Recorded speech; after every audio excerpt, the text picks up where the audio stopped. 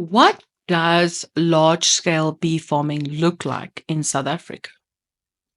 How do you grow your apiary and increase your bees in remote areas?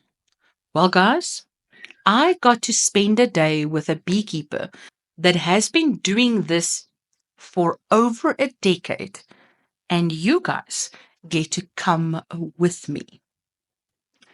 If this is the first time that you are seeing my videos, welcome.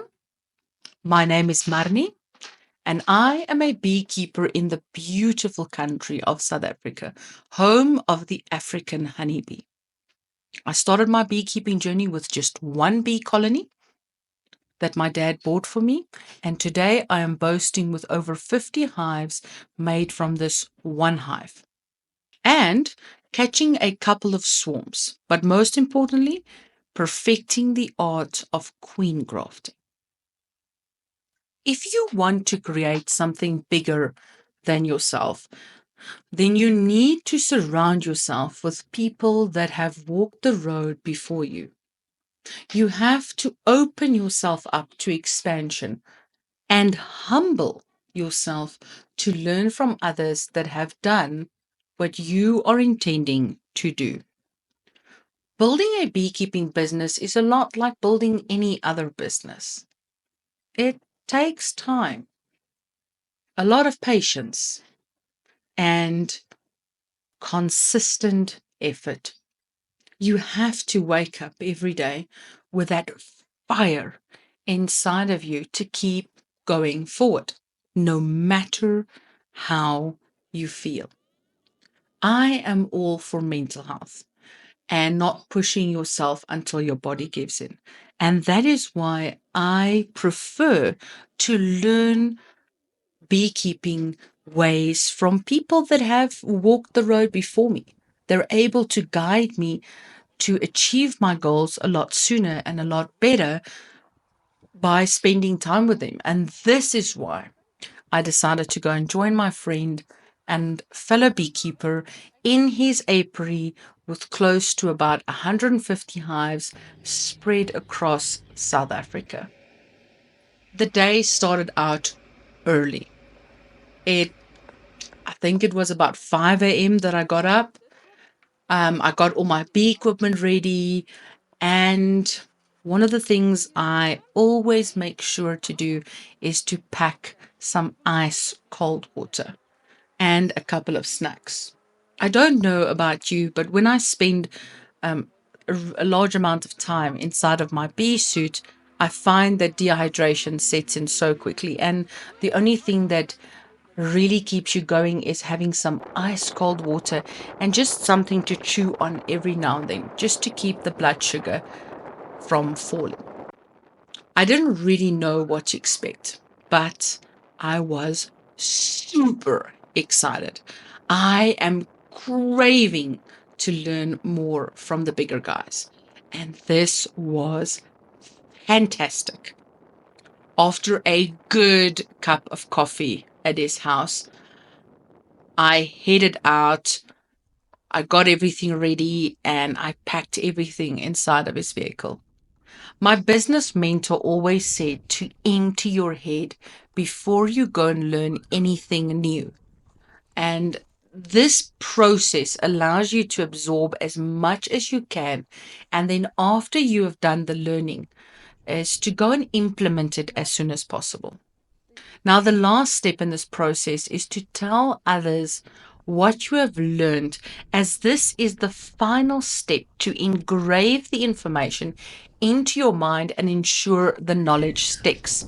So hence why I am making this video and sharing this information with you guys, just to test myself on how much information I was able to engrave in my mind.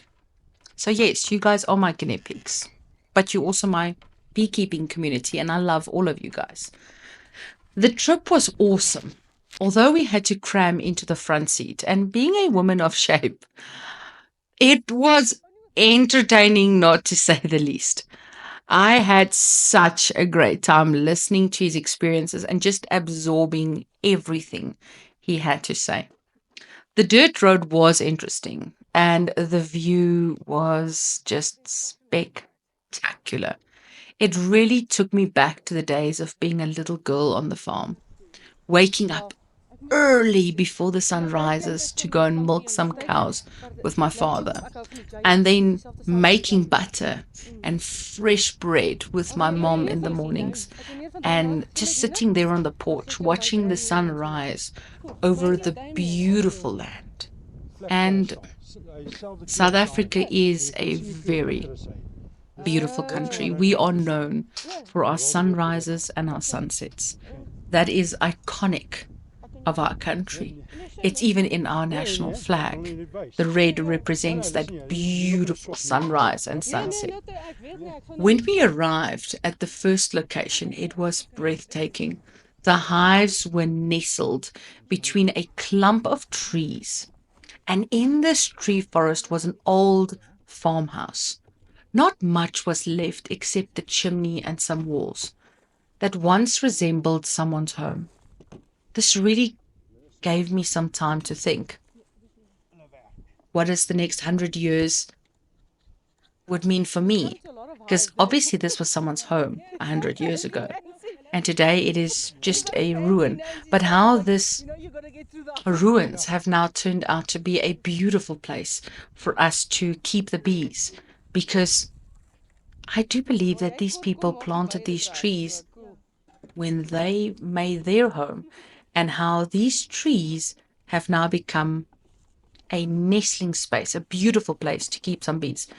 And isn't it just amazing to think of how our actions of today can impact people of tomorrow?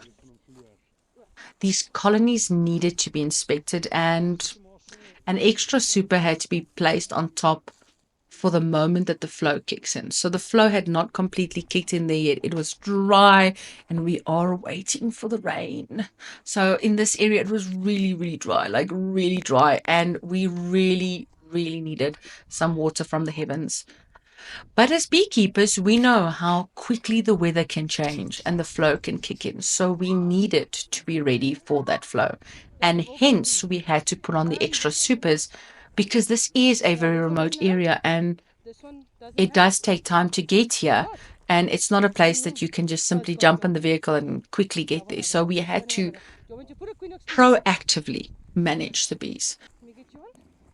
One of the greatest things that I learned from a veteran is to always have catch boxes out no matter what.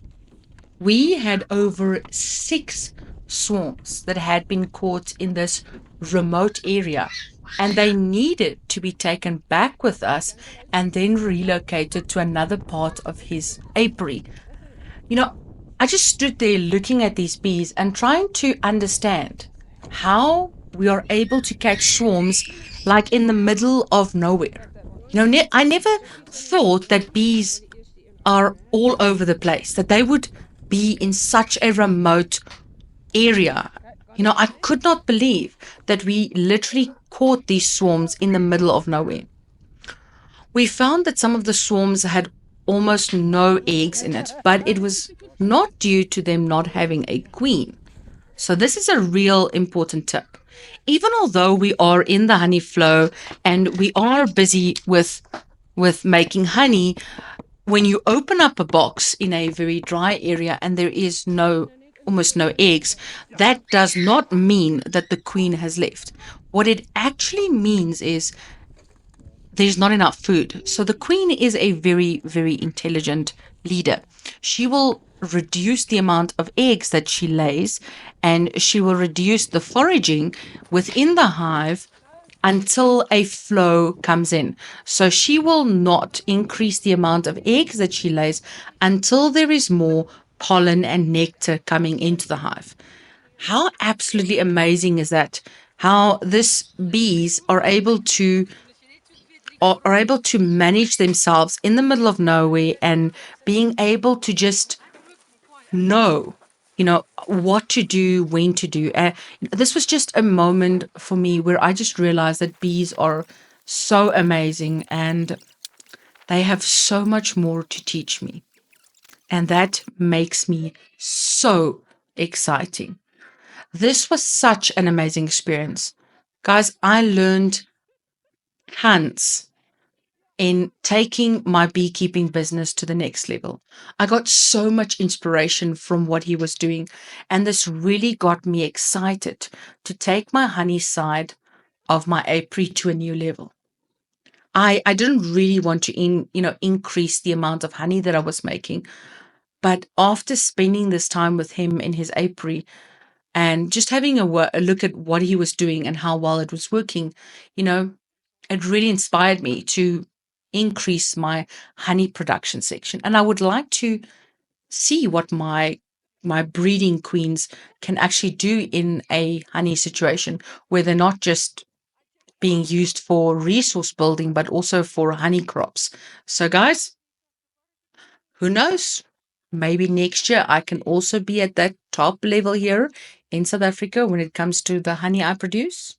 And top level honey is where every single beekeeper wants to be.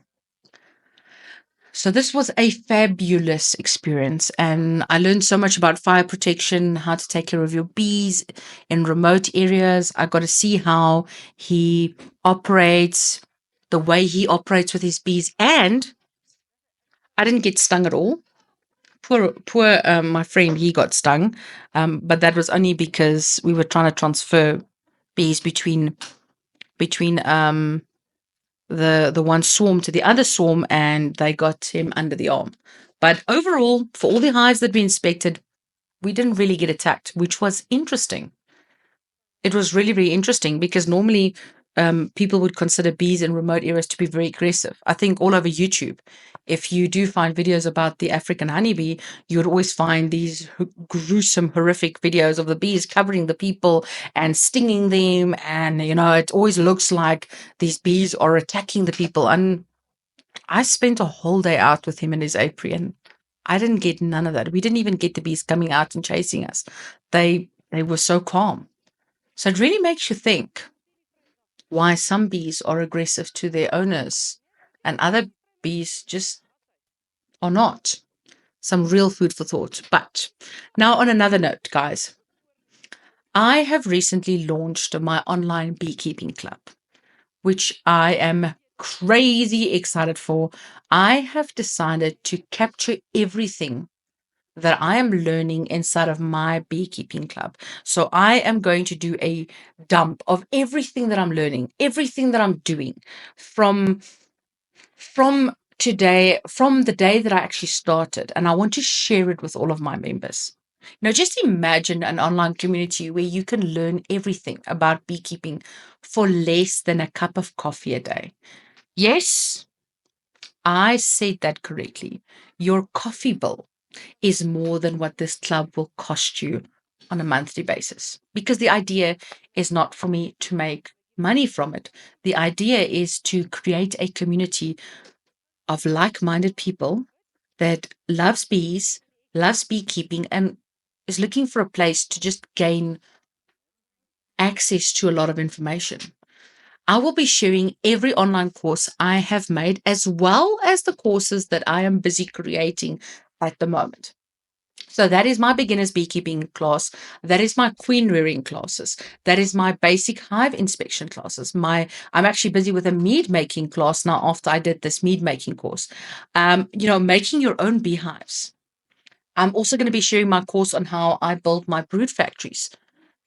So that is also another part. All of these courses are going to be part of that online beekeeping club. I'm even going to share all of the designs for my brood factories, the designs for my mating nukes. I am going to show you how I was able to turn my beekeeping hobby into a business that is generating over $5,000 a month for me. I'm going to show you that. I'm going to take you through it step by step. So if you are looking to take your beekeeping hobby to another level, this is the place to be. I'm going to be including my hive inspection forms, both the printed copy and if you want to do it online like myself, you can do it online. I'm going to give you my pollen patty recipe. I'm going to give you all my creamed honey recipes. I'm going to give you recipes from other beekeepers that have awards I'm going to share all of these things with you. I'm going to show you how to market and sell your honey. And I'm going to show you so many other things that I have in this pipeline. I'm just going to do a whole memory dump for the next year and just put everything on there for you guys. And this will be like a one-stop online shop for learning everything in beekeeping. I'm even going to do live hive inspections. I'm going to have a Q&A every single week with my community, answering questions, getting some really cool beekeepers on board to come and have a chat about what they are doing. It's just going to be such a great community. And I would love for all of you guys to be a part of it. But the reason why I did this is because I would have loved to have been able to join a community like this with all of this information when I started beekeeping. And that is why I created one for you guys, because I believe it's going to add so much to your beekeeping journey. I will even be expanding the club to other countries and getting experts to help me to build a library according to the bees in that specific country or that specific areas and how they run their bee businesses. I think we're in the era of technology and education. And a lot of education is dying out because a lot of the beekeepers are really old and their knowledge and understanding and the way they did things are dying out. And I want to capture that and I want to keep it in one place for everybody to learn. So if this is something that you'd be interested, guys, then please do me a favor. Go onto my website and go and create an online account. It's absolutely free, no commitment. Just create an account in the members tab on my website so that you get onto my mailing list so that you know when I'm launching this. And it should be happening in the next 2 weeks. I am focusing on the kickstart date being the 18th of November. So have a look out for that. It is going to be awesome. My WhatsApp group is already awesome. So can you imagine what the online club is going to be like? If you're not in my WhatsApp, then maybe you should send me a message. My WhatsApp number is on my website. It is on my Facebook and on my Instagram. So just grab it there and come and join my WhatsApp group. Guys, I hope you guys enjoyed this video. I really hope it helped you to get an insight on what large scale beekeepers does and maybe inspired you with some stuff that you can potentially put into your apiary. I think this video was more like a behind the scenes look of what large scale beekeepers do, because it's very different from what we do as the smaller guys. I wouldn't consider myself a large scale beekeeper yet, but I am focused. That is my 10-year goal. My 10-year goal is to have at least 30,000 hives. That is my goal. So guys, if this really helped you, and if you enjoyed the video and you enjoyed everything I did, please hit that thumbs up. It really, really, really helps a channel like mine reach more beekeepers around the world. And also drop a subscribe so then you know when I am doing another video and you get to follow me along, because you guys are not going to believe this, but the reason why I'm making all these videos is because of you guys. Because I believe that there's someone out there like me, almost 3 years ago, that watched a YouTube video and got inspiration to get into beekeeping. And that's why I'm doing this, because I believe in passing it forward. But the difference is I want to leave the beekeeping community better off. And when I leave, I believe in leaving a place better off than what you got it. And the only way to do that is to keep building on what you've already learned and then sharing everything for others to learn. So, guys, as always, this was a wonderful, wonderful moment to spend with you guys. I really enjoyed making the video for you guys. And as always, here at Stay Honey Farms, may you guys have an awesome and a beerific day. Bye bye.